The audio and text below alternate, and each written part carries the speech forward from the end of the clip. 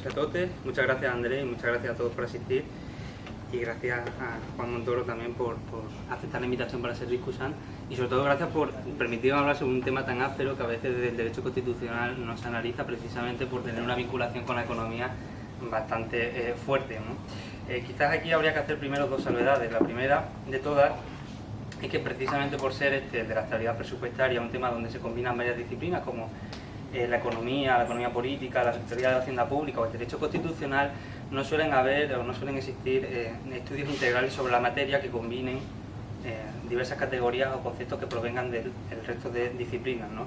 En parte también por el miedo que tienen los juristas a entrar en categorías económicas y el miedo que tienen los economistas por conocer el contexto normativo en el cual se desarrollan y se desenvuelven las instituciones económicas.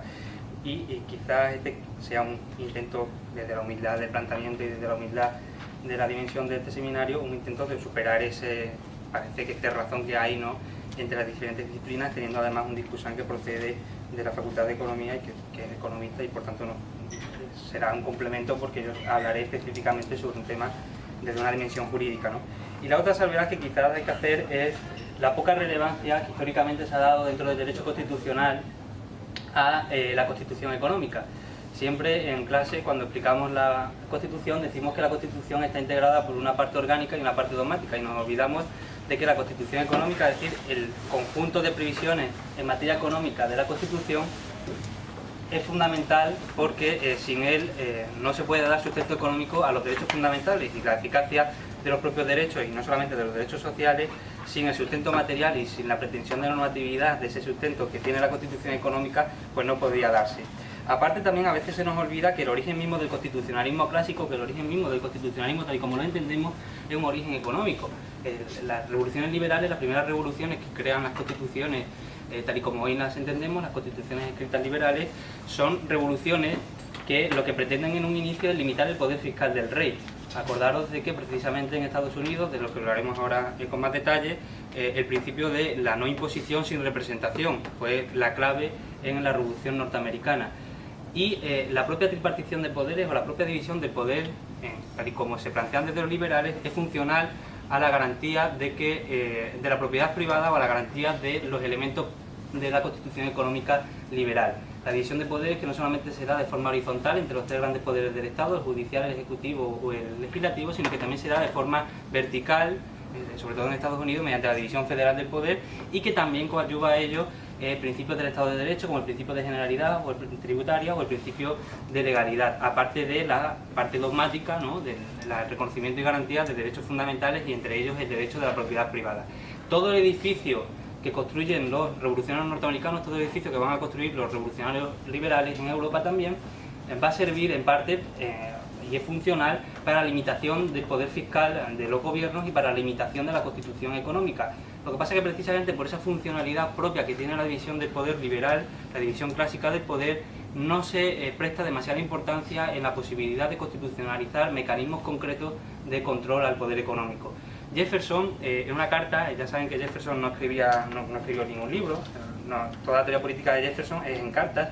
Jefferson en una carta de 1803 habla específicamente de la necesidad de llevar a la Constitución Federal de los Estados Unidos el principio de estabilidad presupuestaria, en la creencia de que una generación no puede atar a las siguientes generaciones mediante un acto, mediante la emisión de deuda pública que respalde un acto, un dispendio abusivo.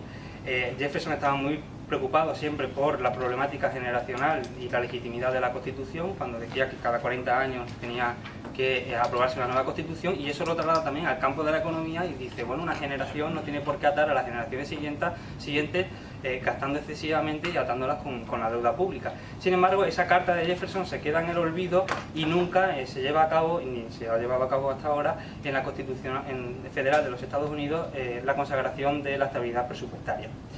Ya digo, en un inicio la tripartición de poder, la propia división de poder es funcional a la limitación de la Constitución económica y sobre todo en Estados Unidos responde también al miedo tradicional que tenían los republicanos. Los republicanos eran como Jefferson o en un inicio Madison, que luego se cambió de bando, pero los que defendían el poder de los estados frente al poder federal tenían un miedo de que el poder central se robusteciera y que el poder central pudiera ir en contra de los derechos de los estados y sobre todo, lo más importante, que la concentración del poder en el poder central de Washington pudiera llevar a cabo mecanismos de redistribución de la riqueza. Los republicanos, aunque hoy lo interpretamos desde un prisma de la democracia radical, en verdad son muy conservadores. Ellos lo que temían era que las mayorías sociales alternantes en el poder pudieran concentrarse, y al concentrarse pudieran llevar a cabo esos mecanismos de redistribución de la riqueza y pudieran acabar con el status quo socioeconómico de los Estados Unidos de entonces. De hecho, casi todos eran aristócratas, no aristócratas, sino que eran la gran oligarquía de la tierra en Estados Unidos. No por nada, la mayor parte de los republicanos proceden de los estados del sur o del estado de Virginia.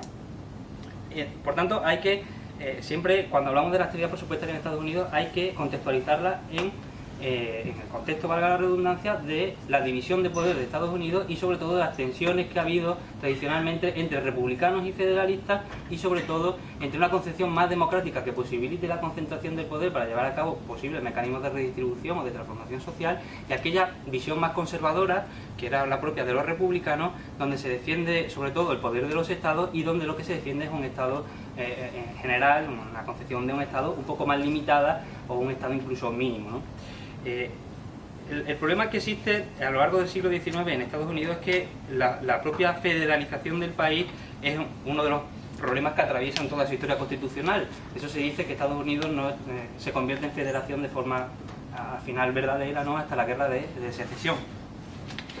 Y esa tensión que va a perdurar y que perdura hasta hoy va a tener un punto de inflexión muy importante en 1837. En 1837 se produce una de las primeras grandes crisis del capitalismo contemporáneo, y sobre todo se produce en Estados Unidos. ¿Por qué? Porque Estados Unidos al principio del siglo XIX sufre o se beneficia de un crecimiento económico espectacular. Es un país con dimensiones continentales, con un potencial enorme en ese momento, y además se está produciendo en paralelo a la revolución industrial. Empiezan a establecerse las líneas de ferrocarril y empiezan a crearse el gran polo industrial del noreste de los Estados Unidos.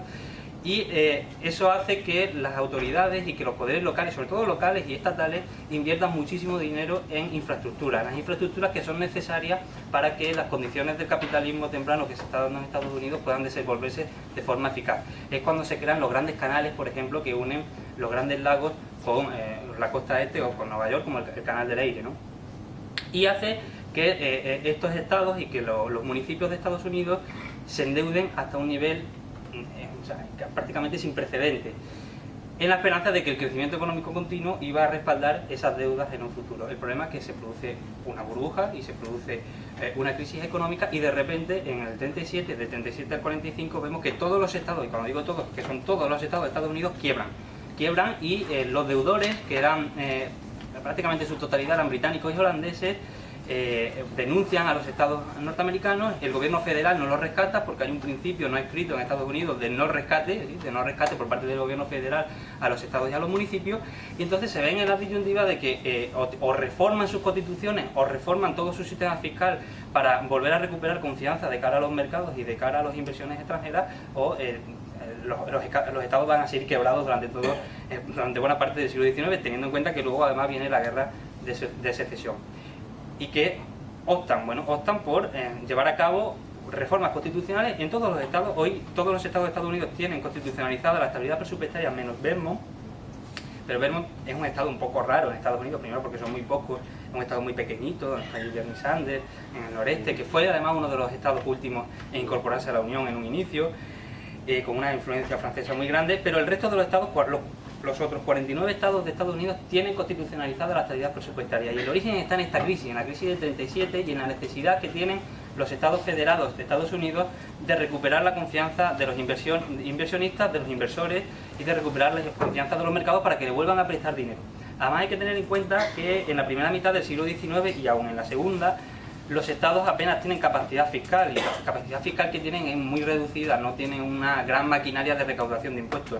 Muchas de las deudas que emitieron estos estados para poder financiar las grandes obras públicas que se realizaron fue deuda pública que estaba adscrita a los beneficios que se iban a obtener con la explotación de esos canales o de esas infraestructuras, es decir, no estaban respaldadas por los impuestos porque la propia capacidad impositiva era muy pequeña.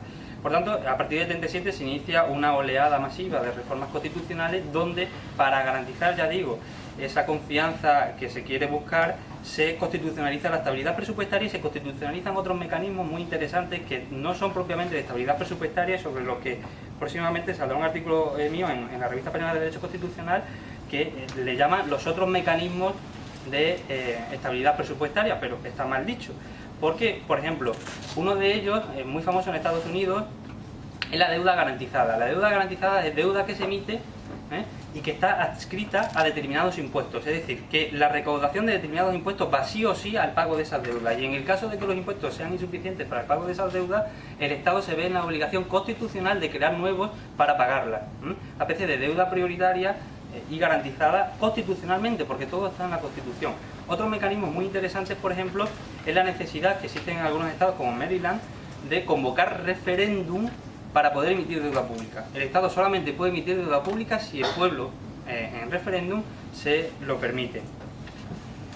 Bien, ya digo, a nivel estatal, por tanto, se va constitucionando progresivamente la estabilidad presupuestaria, pero a nivel federal, que era precisamente donde residían los temores de los primeros republicanos y los temores de Jefferson en esa famosa carta, no se constitucionaliza la estabilidad presupuestaria. ¿Por qué? Bueno, por algo bastante trivial desde el punto de vista teórico, y es que la federación en Estados Unidos en todo el siglo XIX y la primera mitad del siglo XX, o las dos primeras décadas del siglo XX, apenas tiene competencias, no tiene competencias ni tiene un poder presupuestario lo suficientemente importante como para despertar temores por parte de esos antiguos republicanos o por parte de los que estaban en contra de la acumulación de poder fiscal o de poder en la federación.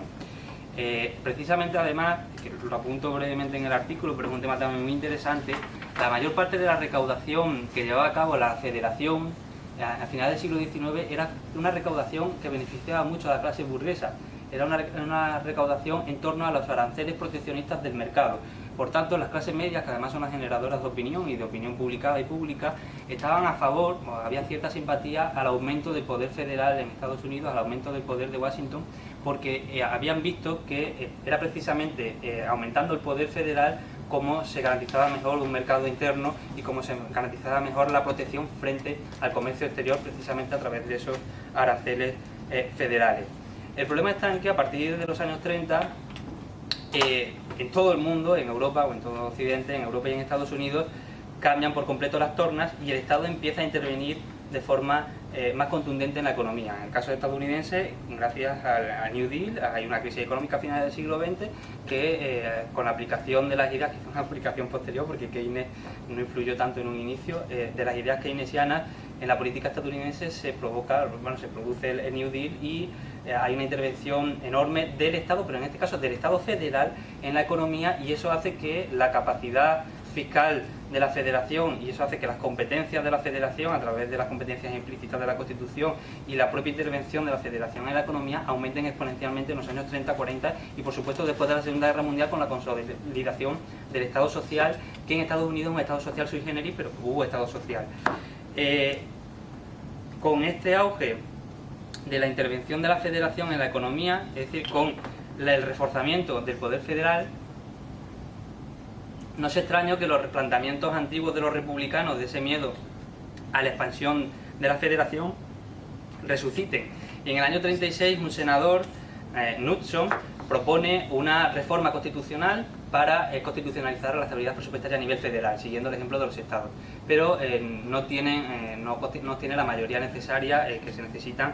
Tanto en el Congreso de los Estados Unidos está formado por la Cámara de Representantes y el Senado y se necesitan en las dos cámaras 2/3. Y además ya saben que cada cámara se elige de forma alterna, en periodos diferentes, de forma completamente distinta, y eso hace que la propia división del poder de los Estados Unidos y el sistema de checks de pesos y contrapesos favorezca la ausencia de consenso en determinadas materias, y esta es una de ellas. Lo vamos a ver cómo casi nunca se ha sido capaz de que las dos cámaras estén de acuerdo en llevar a cabo una reforma constitucional en materia de estabilidad presupuestaria, y Knudson lo perdió el debate porque una de las dos cámaras directamente no consiguió un número suficiente. El problema es que la Constitución de Estados Unidos tiene dos cauces para reformarse.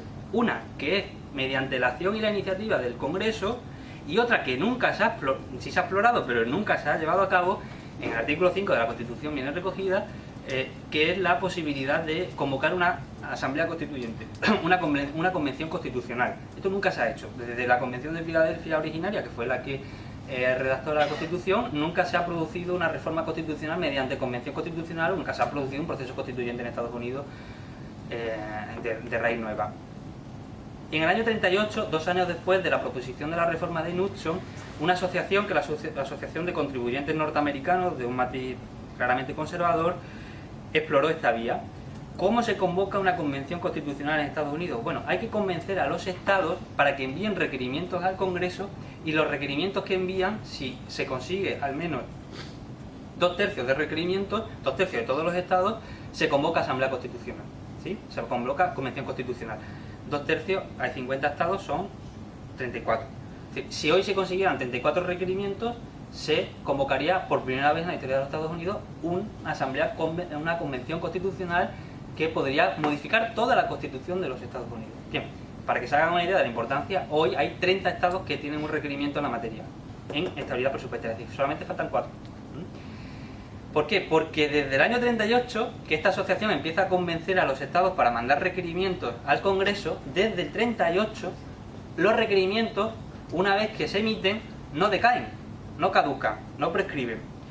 Se necesita una decisión exactamente de la misma mayoría por parte de la Asamblea Legislativa del Estado, del Parlamento Estatal, del Congreso Estatal, para retirar el requerimiento que en su día se envió. Por tanto, los requerimientos antiguos que hay ahí, de época todavía desde Roosevelt, siguen estando en el Congreso, y lo que hacen es simplemente añadirse. Hay algunos que se han retirado, como el de California me parece, pero siguen añadiéndose. Y ahora mismo, en estos días, esta semana específicamente, hay una ofensiva nueva por parte del Partido Republicano. Lo que pasa es que el Partido Republicano está diezmado por el propio Trump, pero por parte del Partido Republicano, para aumentar el número de requerimientos y que por fin se consiga la cifra mágica de 34. Hay un artículo en el New York Times que habla, ¿no?, del miedo que va a cundir en Washington como vean que hay una asamblea convencional, hay una convención constitucional a las puertas y contraen la presidencia sería todo, esto es una locura. Bueno, esta asociación de contribuyentes, que en el 38 empieza a recabar los requerimientos, entre la guerra y la popularidad del Estado Social y de las medidas que iniciaron en Estados Unidos después de la Segunda Guerra Mundial, pues va remitiendo sus esfuerzos, y al final todo se pierde o se cae todo en el olvido.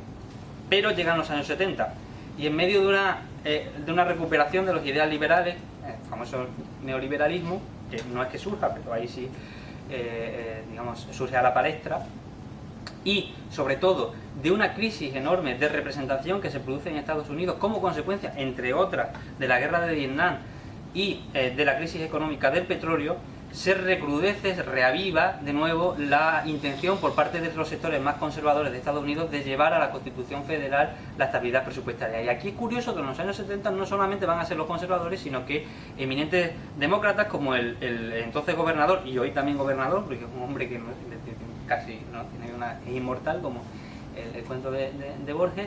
Este hombre hoy también es gobernador en California, y ya digo, tanto republicanos como demócratas, menos demócratas que republicanos, en los años 70 revitalizan la idea de convocar una asamblea constitucional. Y cuando se consiguen 32 firmas, en el año, me parece que 78, precisamente en el año de nuestra Constitución, el poder en Washington se alarma, y se despiertan todas las alarmas. Y entonces, ¿qué hacen desde Washington para evitar una convención constitucional, para evitar una asamblea constituyente? Proponen una reforma, utilizando el otro cauce de reforma constitucional en el propio artículo 5, y el Congreso y el Senado proponen una reforma. Pero en ese momento la mayoría demócrata en la Cámara de Representantes la evita, pero la enmienda se llega a proponer.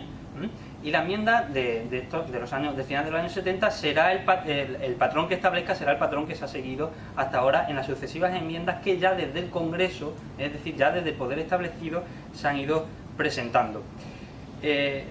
Reagan, a pesar de ser teóricamente neoliberal, aumentó mucho el gasto público y fue bastante reacio a acoger esta idea de consagrar en la Constitución la estabilidad presupuestaria. Jimmy Carter directamente estaba en contra. Luego, si quieren, en el debate podemos hablar específicamente sobre las políticas de cada presidente. Y es curiosamente durante la presidencia de Bill Clinton cuando hay una enmienda a la Constitución, cuando una proposición de enmienda a la Constitución casi consigue pasar en el Congreso y en el Senado, que era del 95, que ha sido la enmienda hasta ahora más perfeccionada, la más completa y la que más posibilidades de éxito ha tenido. Ya digo, siempre la idea de intentar evitar la Asamblea Constituyente, que aún hoy pende sobre las cabezas de los representantes en Washington. La enmienda del 95 es muy interesante porque aparte de consagrar, aparte de constitucionalizar la estabilidad presupuestaria y el déficit cero, establece también límites para la emisión de deuda pública y establece mayorías sobrecualificadas en la Cámara de Representantes y en el Senado para poder emitir deuda pública y poder incumplir, si se precisa en momentos de guerra o en momentos de recesión económica, poder incumplir la propia regla de la estabilidad presupuestaria.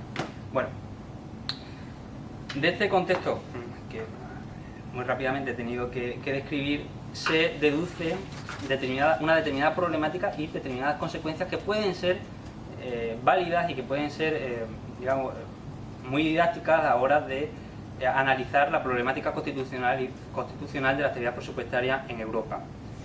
La primera problemática de la estabilidad presupuestaria, tanto a nivel estatal en Estados Unidos como a nivel federal, en los intentos que se han producido pero que finalmente no han tenido éxito, la primera problemática que despierta en sí la constitucionalización de la estabilidad presupuestaria es el método contable que se establece o que se quiere determinar. A ver, hay dos formas en contabilidad de imputar los gastos y los ingresos. Si han tenido un bar o un comercio, lo sabrán. La contabilidad de caja y la contabilidad de devengo. La de caja es que los gastos o los ingresos se imputan en el momento de la realización efectiva, es decir, cuando sale el dinero, cuando entra, y el de devengo es que se imputan en el periodo cuando se empiezan a producir efectos jurídicos, es decir, cuando ha habido un compromiso de gasto, cuando ha habido un compromiso de nuevo ingreso.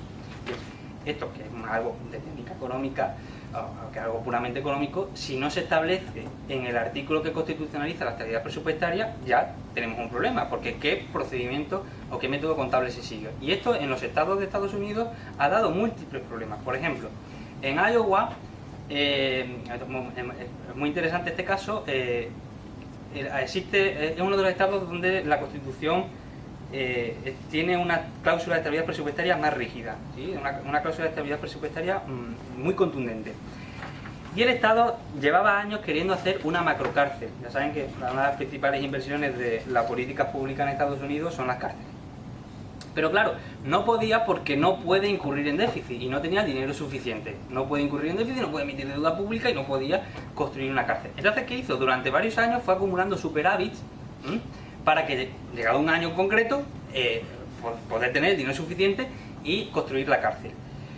Pero como la Constitución, en la cláusula de estabilidad presupuestaria, no establece el método contable que se sigue, cuando el Congreso aprobó la ley, el Congreso Estatal de Iowa aprobó la ley la ley de presupuesto para construir la cárcel, lo llevaron a los tribunales porque en ese año en concreto se estaba desequilibrando el balance, se estaba incurriendo más gastos que ingresos en los ingresos de ese año. ¿Por qué? Porque los representantes que llevaron al gobierno y al propio Congreso al tribunal creían o defendían un método de caja, no un método de devengo. Y el tribunal finalmente dice, bueno, esto es un método de devengo, tenemos que imputar también los superávits que se han ido acumulando en los años anteriores, ¿no? Es decir, esto ha dado cierta problemática en Estados Unidos que incluso ha tenido que ser decidida judicialmente. Otra gran problemática, la flexibilidad que se tiene que otorgar a una cláusula de estabilidad presupuestaria que casi todas las constituciones estatales de Estados Unidos tienen y que también aparecía en las enmiendas que a nivel federal se han ido presentando. ¿En qué sentido la flexibilidad? Si hay una recesión económica grave o si, por ejemplo, hay un conflicto bélico y Estados Unidos está continuamente en conflictos bélicos, se tiene que permitir que haya un gasto más elevado y que por tanto se pueda emitir deuda pública y se pueda incurrir en déficit. El problema está en quién establece o quién determina cuándo se está ante una causa habilitante para poder decaer o para poder hacer que la estabilidad presupuestaria decaiga, ¿no? La tercera problemática, que esta se da sobre todo en nuestro caso, en la reforma de 135 de la Constitución española, es la indeterminación y la ambigüedad de los conceptos que se utilizan. ¿Qué es déficit estructural? ¿Quién establece el déficit estructural? ¿Cómo se calcula? ¿Qué es el déficit nominal? Es decir, son conceptos jurídicos, o más que jurídicos, económicos indeterminados que tienen que determinarse mediante procedimientos jurídicos o jurídico-políticos, y ahí hay una dificultad intrínseca al propio procedimiento de la estabilidad presupuestaria y a los propios procedimientos constitucionales que se derivan de estas cláusulas constitucionales de estabilidad presupuestaria, ¿no? Y luego, por supuesto, la problemática clásica de la evasión. Todos los estados de Estados Unidos tienen algún método para evadir sobre todo los gobiernos, sus propias cláusulas constitucionales de estabilidad presupuestaria. Todo, desde California a Maryland, incluso en los estados donde hay más cultura de una estabilidad presupuestaria fuerte, existen métodos para evadir. Generalmente, por ejemplo, se extraen determinados recursos del presupuesto y se los adjudican a autoridades independientes, y a la hora de hacer la contabilidad, a la hora de hacer la contabilidad nacional y de establecer qué hay de ingresos y qué hay de gastos, esa partida presupuestaria se quita, Es decir, se detrae de la partida presupuestaria general una parte que se introduce en un building funds o en una autoridad independiente y queda fuera del alcance de la estabilidad presupuestaria. La última gran problemática es la del control judicial. A ver, el por qué se lleva a la Constitución la estabilidad presupuestaria. Aquí es donde entra en juego Buchanan y la Escuela de la Economía Constitucional. Es precisamente en los años 70 cuando el debate se revitaliza en Estados Unidos en torno a la estabilidad presupuestaria y cuando se intenta llevar a cabo esa asamblea convencional, esa convención constitucional que al final se aplaca mediante la proposición de enmiendas desde el Congreso. ¿Por qué en los años 70 se revitaliza la idea de llevar a la Constitución Federal la estabilidad presupuestaria? Bueno, aquí tienen mucha influencia las ideas, ya digo, de la economía constitucional de J. Buchanan, donde desde su escuela teórica, la Escuela de Virginia, se teoriza acerca de la necesidad de llevar a un ámbito indisponible para las mayorías sociales la posibilidad de que se establezcan mecanismos de redistribución de la riqueza. Es el viejo temor republicano a que las mayorías sociales alternantes en el poder utilicen los medios del propio poder político y utilicen los medios de la administración pública para redistribuir la riqueza. ¿Por qué tiene miedo Buchanan a la redistribución de la riqueza? Porque dice que eso atenta al principio de libertad y que atenta al individualismo metodológico que siempre y que toda la escuela sigue en su planteamiento. ¿En qué medida? Bueno, si se produce una redistribución de la riqueza, es decir, si el dinero concentrado en las clases más privilegiadas o ricas se transfiere a las clases menos privilegiadas o a las clases humildes, eso se tiene que hacer de forma coactiva, porque los ricos nunca quieren dar dinero de forma gratuita a los más humildes, y por tanto, como hay una cierta coacción, se está vulnerando el principio de libertad. Dice Buchanan que aunque una sola persona estuviera en contra de la redistribución de la riqueza, tendría que garantizarse esa decisión, porque entonces, ya digo, se estaría vulnerando la libertad y también la propiedad privada aneja a esa libertad. Es más, él llega con una metáfora que repite a lo largo de toda su obra. Él llega a definir los mecanismos de redistribución de la riqueza propios del Estado social como mecanismos de rapiña, o como si te asaltaran en medio de Central Park y te robaran la cartera, ¿no? Te robaran la cartera donde tienes el dinero.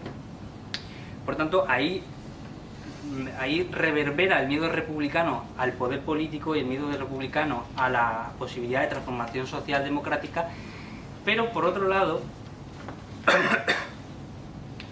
también en Buchanan hay una denuncia muy contundente de la expansión de la administración pública. Dice que existe una especie de tendencia inmanente en la administración pública a expandirse porque todas las personas intentan conseguir o intentan buscar el máximo beneficio posible. Todos nosotros, los ciudadanos, los inversores, los que detentan el capital, intentan siempre buscar el máximo beneficio posible, y también dice los burócratas, los que están al mando, los que dirigen las administraciones públicas. ¿Y cuál es el máximo beneficio posible que puede tener un burócrata? Aumentar la capacidad de influencia que posee en el seno de la administración y por tanto aumentar la administración pública. Dice Buchanan, se dice desde la economía constitucional, que la administración pública siempre tiende a la expansión, primero por ese ansia del burócrata de aumentar su capacidad de influencia, y por otro lado por la posibilidad de que las mayorías sociales en el poder utilicen la administración para redistribuir la riqueza, tal y como estaba denunciando, ¿no? Bien, ¿cómo se evita que la administración se expanda y cómo se evita que los mecanismos de redistribución de la riqueza se puedan extralimitar y pueda llevarse a cabo un proceso de transformación? Elevando a un ámbito indisponible esa imposibilidad. Elevando a un ámbito indisponible mecanismos como la estabilidad presupuestaria o como la necesidad de mayorías sobrecualificadas o supercualificadas para elevar los impuestos. ¿Y cuál es el ámbito indisponible? La Constitución. Y más en Estados Unidos, donde la Constitución es un elemento casi sagrado.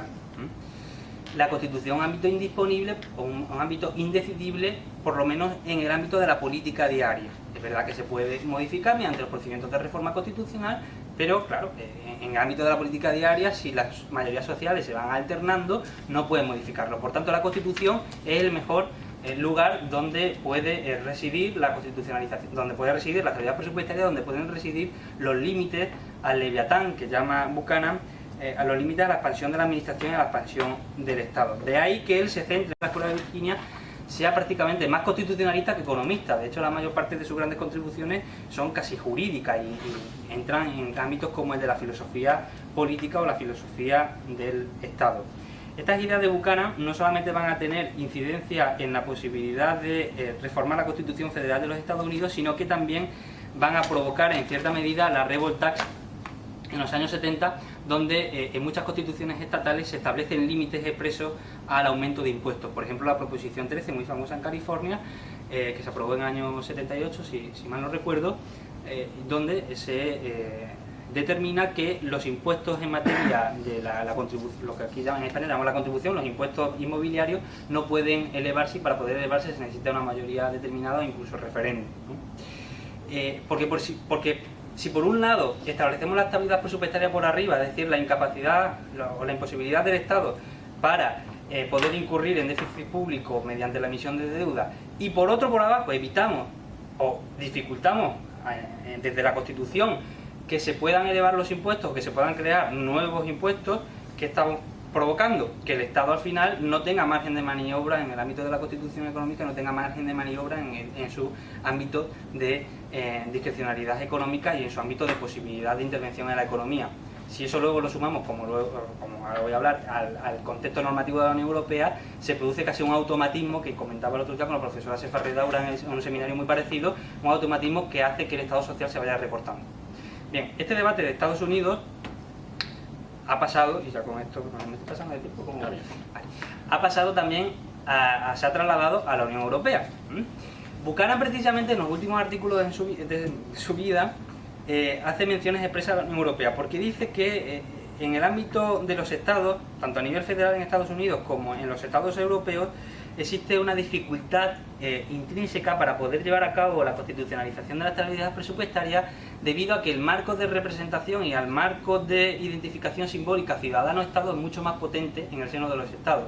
Es decir, si a nosotros nos quieren o quieren llevar a cabo una constitucionalización de la estabilidad presupuestaria, el pueblo español puede rechazarla porque tiene un mecanismo de adscripción simbólica mucho más fuerte que en la Unión Europea.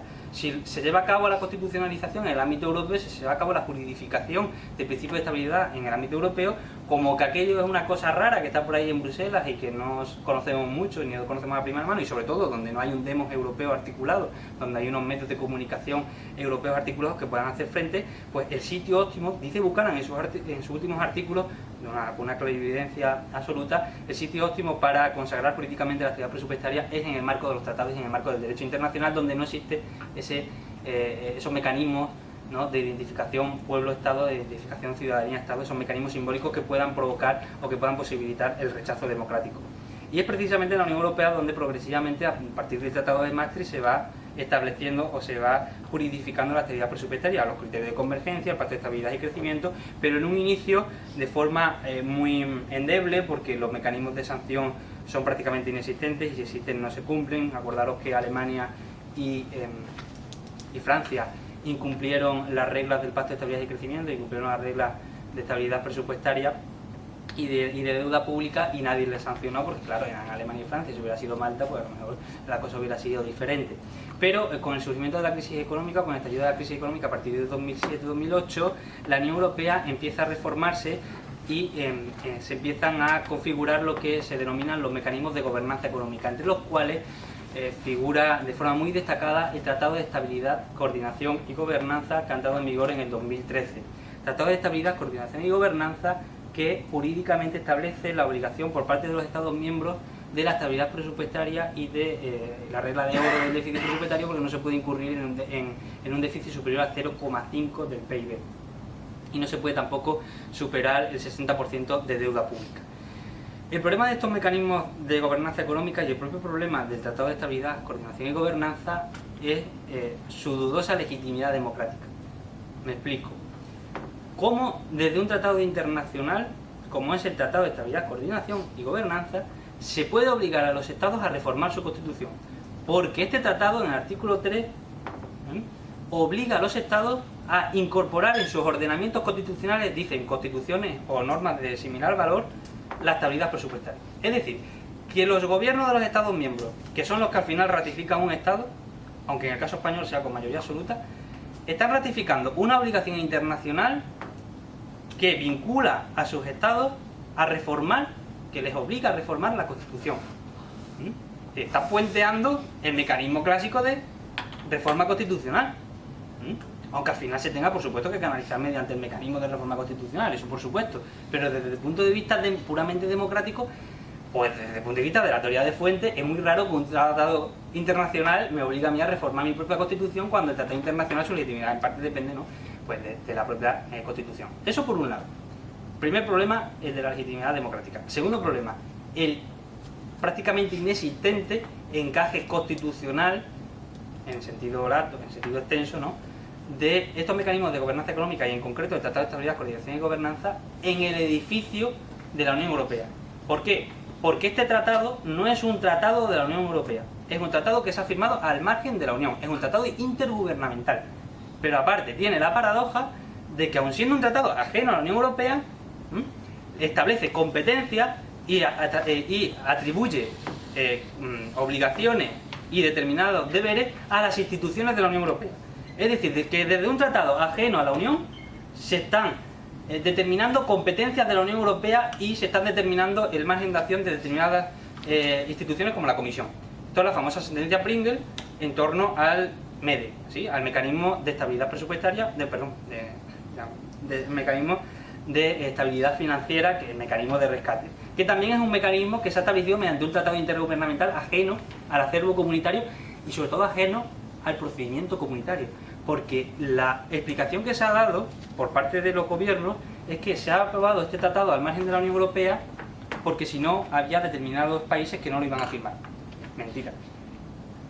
Mentira. Se hubiera hecho un procedimiento de cooperación reforzada y está dentro del marco de la Unión Europea. ¿Por qué no se ha seguido la cooperación reforzada? Porque lo que quieren quitarse de encima es al Parlamento Europeo y lo que quieren quitarse de encima es a los mecanismos de control democrático que tiene ya el grueso de la Unión Europea.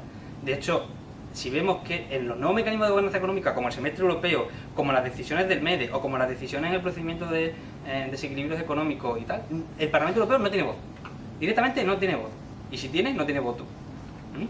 Por lo tanto, lo que han hecho es una especie de escapatoria, una huida, como la huida del derecho administrativo, la huida del derecho constitucional. Aquí hay una doble huida del derecho constitucional que, en primer lugar, se sitúa por encima en los marcos de los tratados internacionales y del derecho internacional, y dentro del propio marco de los tratados internacionales y del derecho internacional huye de sí mismo y crea estructuras un poco, desde el punto de vista jurídico, monstruosas, ¿no? Como dice Christian Georges, un autor alemán, que le llama monstruos jurídicos a lo que se está creando. Por tanto, segundo problema es el del propio encaje constitucional de estos mecanismos. Y el tercero, la constitucionalización de la estabilidad presupuestaria en el marco de la Unión Europea, junto con la ausencia de un poder fiscal fuerte en la Unión, de un impuesto de sociedades común, de un impuesto sobre las transacciones financieras internacionales, de una capacidad presupuestaria y fiscal fuerte central en la Unión Europea de signo federal, provoca que los estados compitan entre sí y hagan dumping fiscal, a ver qué estado tiene menos impuestos para poder atraer inversiones. Si yo tengo que cumplir por un lado la estabilidad presupuestaria, pero por otro no puedo elevar los impuestos porque el capital se me va, y además se me va amparado jurídicamente porque hay libertad de capitales, que es una de las 4 grandes libertades fundamentales de la Unión Europea, tenemos un problema, que es el problema de la financiación del Estado social. Por arriba, estabilidad presupuestaria, con sus problemas democráticos de legitimación además. Por abajo, no puedo elevar la presión impositiva porque, entre otras cosas, la propia estructura y el propio funcionamiento de la Unión Europea evita, de forma pragmática, evita que puedan elevarse los impuestos. ¿Cuál es la solución? Que al lado de la estabilidad presupuestaria, que per se no es mala, y luego si quieren hablamos de eso, se establezca un poder fiscal fuerte a nivel federal, a nivel europeo, federal si queremos llamarlo, y que se evite la huida constante de capitales, que se evite el dumping, ¿no? el forum shopping que hay en materia impositiva en Europa. Y eso, por supuesto, ya estamos hablando de tener que reconfigurar por completo el edificio comunitario, tener que reconfigurar por completo la Unión Europea y darle quizás una base democrática directa a través de un proceso constituyente europeo o de una constitución europea. Al mismo tiempo, esto ha provocado una mutación constitucional considerable en las previsiones en materia económica de nuestras constituciones. Yo siempre lo digo, los profesores de Derecho Constitucional, cuando explicamos la Constitución Económica en clase, mentimos. Porque estamos explicando la iniciativa económica pública, estamos explicando la planificación económica, estamos explicando la reserva de sectores públicos. Eso ya no se puede dar. ¿Por qué? Porque la Constitución Económica, en gran parte, la de nuestro Estado social, viene determinada y viene circunscrita por la Unión Europea y por estos mecanismos que estoy comentando. Entonces, si quieren, lo dejo aquí, porque si no me embalo y ya empiezo con otro tema. Si quieren, lo dejo aquí y abrimos, ¿no? Bueno, para el discusión y luego el turno de debate. Muchas gracias, Gabriel. Nada.